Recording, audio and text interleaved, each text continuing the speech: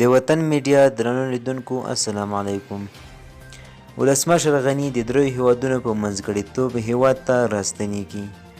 دوستانو ویډیو تر پای وګورئ. که چېرته مو چینل نه وي سبسکرایب کړی چینل سره ضرور سبسکرایب کړئ.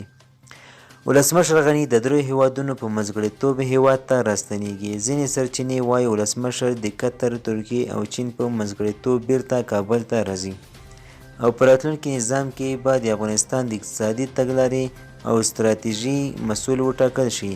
داسې ویل کېږي چې دا به یو خپلواک ریاست وي او له همدې امله د طالبانو د حکومت اعلان هم ځنډېدلی دی، خو په رسمي ډول له دې خبر څخه پخلی لا نه دی شوی. یاد دې وي چې د غني له تګ د نظام له پرځېدو سره په هیواد کې د ناهیلۍ ګراف لوړ شوی دی. دوستانو ویډیو تر همدې ځایه وه. د لا زیاتو معلوماتو لپاره زموږ چینل سره سبسکرایب کړئ. مننه.